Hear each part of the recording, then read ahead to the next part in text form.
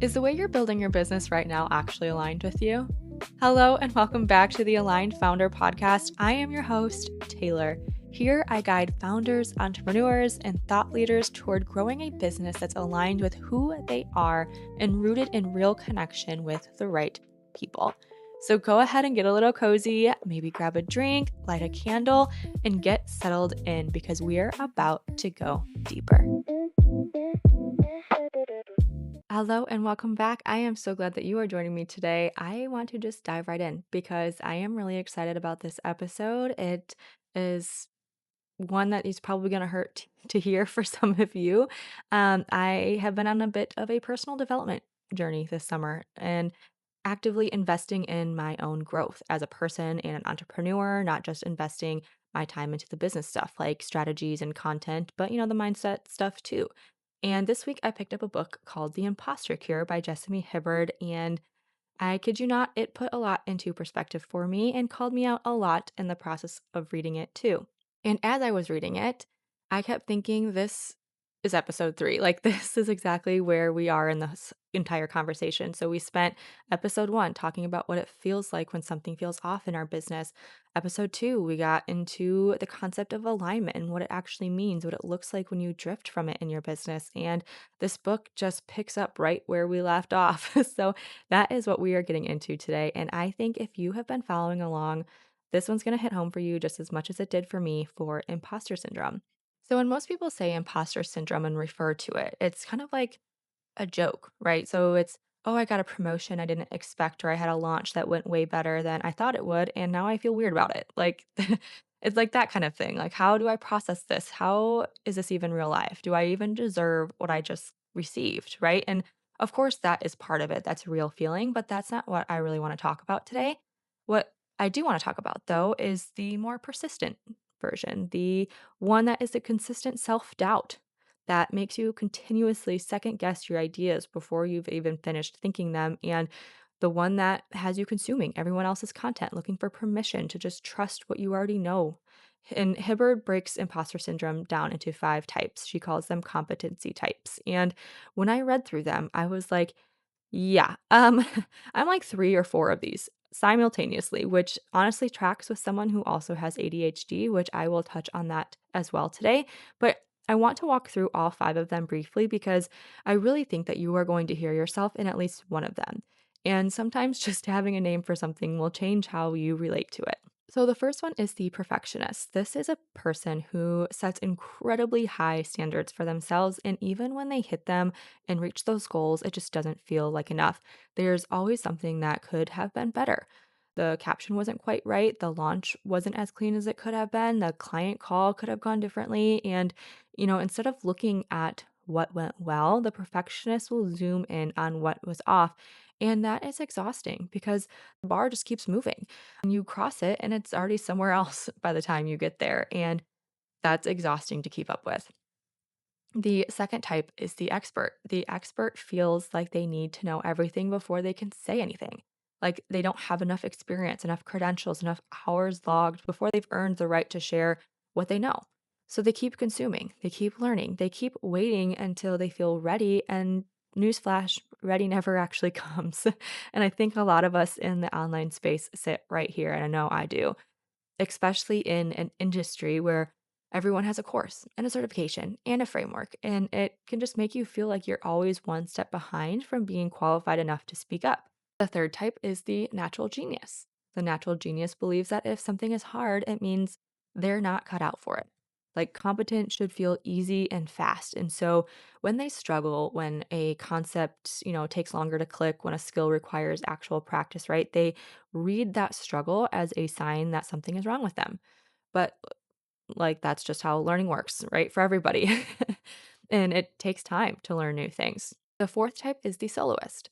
The soloist believes that they have to do everything themselves. Asking for help feels like admitting that they can't handle it, as if needing support is a sign of weakness or incompetence. So they take on more than they should. They struggle longer than they need to, and they convince themselves that's just what being a founder and entrepreneur looks like. And then the fifth one is the superwoman or the superman. I'm just going to say superhuman. This one is about roles, and the superhuman feels like they should be able to do all of it well. all at once. The business, the content, the client work, the admin, the relationships, the personal goals. And then when something suffers, and yes, something is always going to suffer or fall behind the others, they take it as evidence that they are failing. And I see this one a lot in founder and entrepreneurial spaces. We wear the I do everything badge like it's something to be proud of, and then we wonder why we're burnt the hell out. I do this all day long. Being a mom that stays home with her 2-year-old while working during the day, trying to build the business on the side, trying to keep up with the household duties, be lively enough and have enough energy to hold conversation with my husband when he gets home. Like, I know many of you know what this burnout feeling looks like too. So, that is all 5 competencies that were in this book, and the thing that they all share is that they create this, standard that genuinely cannot be met. And every time you fall short of that impossible standard that you are setting for yourself, it confirms what you've been telling yourself, that you're not quite there yet, that other people have something that you don't. And the reason I think imposter syndrome hits so different for entrepreneurs is because we're building in public. There's literally nowhere to hide. You're putting your ideas out there, your offers, your content, your face, even. And then you're watching other people do the same. And the comparison just happens, even when you don't really want it to. And social media makes it so much worse because everyone is posting the version of themselves that has it figured out. And obviously, we know everyone posts the highlight reel of their lives, but something in our brain is just not ever convinced that they struggle, right? And I think we have all experienced that where it's like, yeah, I know this is just a highlight reel, but I still get in my head about it, right? Because you see the confident reels that they post, you see the sold out launches, you see that they have a clear and polished message. What you don't see is that months of uncertainty that came before it. And so your brain just thinks it doesn't exist. But we know that that's not true. You don't see the pivots. You don't see how many times they rewrote something before it finally clicked for them. So your brain starts filling in the gaps. And usually what it fills them in with is something like they just know something that I don't. They're just more cut out for this than I am. And the more you consume, the louder that is going to get. And we touched on that in episode 2 a little bit, the over-consuming, the drift that comes from constantly taking in other people's opinions about how you should build your business. And imposter syndrome is one of the reasons we do it. We're looking for someone to tell us that we're doing it right, or at least to show us the version that finally feels like enough to put out into the world. And now I want to pivot quick and talk about this specifically for my ADHD entrepreneurs because I think all of this gets amplified to the 10th freaking degree in a really specific way. So, ADHD doesn't mean you're not capable, and quite the contrary. Actually, we are more than capable a lot of the times, but it means the path to doing something well often looks different than what we've been told is normal. You might have an incredibly clear vision and still get stuck in this execution mode. You might do your best work in a burst and then crash super hard. You might know exactly what you want to say and then you lose it completely the second you sit down to record or write it. And if nobody ever named that for you or helped you identify that within yourself, you might have spent years reading that as a personal failure. And I spent a lot of time consuming content, trying to find the right system, the right schedule, the right workflow that would finally make me feel like I was doing this whole entrepreneurship thing correctly. And what I've had to learn slowly and still learning is that the right system is whatever works for how my brain operates. It's not what looks the most put together from the outside, because I know we often have these experiences of things clicking fast when we're in flow and then being completely unable to access that same thing when we're dysregulated or overstimulated. And that inconsistency can really mess with your self perception over time. We're not inconsistent because something is wrong with us. Our brain just needs different conditions to work under. If what we're talking about today is resonating and you want something to actually work through on your own, I have an interactive Notion workbook that I want to tell you about. It walks you through understanding your message, your people, and where to put what you're saying in your copy. And I want to be clear about what this is. It is not a framework, it is not a new strategy to layer on top of what you're already doing. It is a series of questions that I ask you to ask yourself. It's built to work with what you've already created and make it stronger. The whole point is that you don't need to fit yourself into something that worked for somebody else. You just need to get clearer on what's already there. And you could find it linked in the show notes, and let's get back to it. Something Hibberd kept coming back to in this book, and something that I really can't stop thinking about, is that imposter syndrome isn't really about skill. It's about permission. Permission to take up space before you feel fully ready. Permission to not know everything. permission to be somewhere in the middle of figuring it out and still have something worth sharing, permission to do it differently than the people that you've been watching. And when you don't feel like you have that permission, what happens is you start building from pressure. You post because you feel like you have to. You put out offers because someone said that's the next move for you. You follow a strategy because it worked for someone that you admire and you're just hoping it translates to you. But in the end, none of it feels like yours. And I've been there and I think a lot of us have been there. And I want to say this very clearly is the way out isn't going to be more information. It's not another book, another course, another strategy session. And yes, I say this as someone who just recommended a book for you to read and offered my 30-step guide. So take that for what it's worth. But what it's actually going to take is learning to trust what you already know, which I know is so incredibly hard. It's something that I struggle with every single day. But I also know it's hard when you've maybe spent a long time outsourcing your thinking and getting that external validation to say it's okay to make these decisions, that it's safe to move and navigate your business this way, that it's okay to start building your business like this. And I'm going to be a little vulnerable here that reading this book was helpful for me, not because it gave me some new secret, but because it named patterns I already knew were there.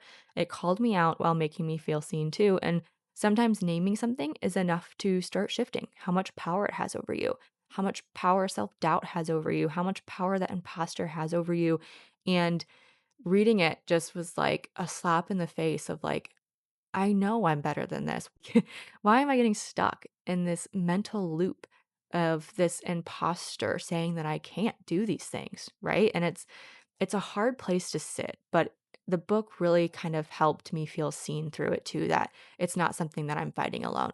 Because I can see myself in the perfectionist. I can see myself in the expert. I can see myself in the soloist, the not asking for help, the doing it all myself, the convincing myself that's just how founders and entrepreneurs operate. And you can ask my husband, he will confirm this is my personality to a T on literally everything. It's not just entrepreneurship. It's like just doing the dishes and folding laundry. Like this is me. And I think going through this personal development and like figuring out who I am as a person so I can be a better business owner, a better entrepreneur is really kind of uncovering a lot of personality traits in me that maybe I should work through. So it's not always very comforting to read these things, but you got to grow. You got to do better. You got to be better every single day. And I think the goal isn't to become someone who never doubts themselves, right? I think the goal is to become someone who knows how to keep moving when doubt shows up, who can feel it, name it, and not let it make decisions for them. And that is what I want to work towards. And this episode is part of that.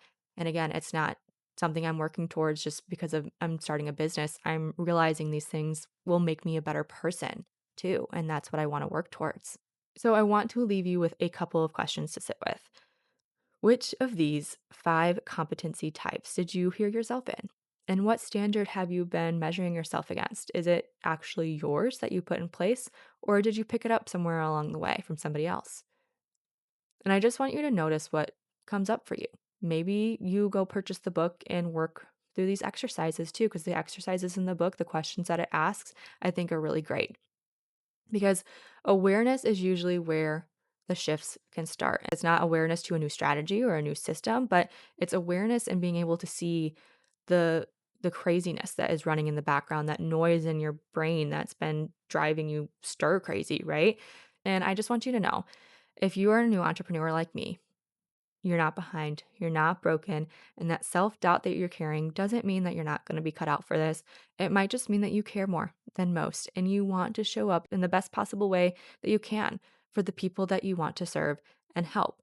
So you overthink it and you hesitate and you think, who am I to provide this for somebody? And I want you to know you are the person.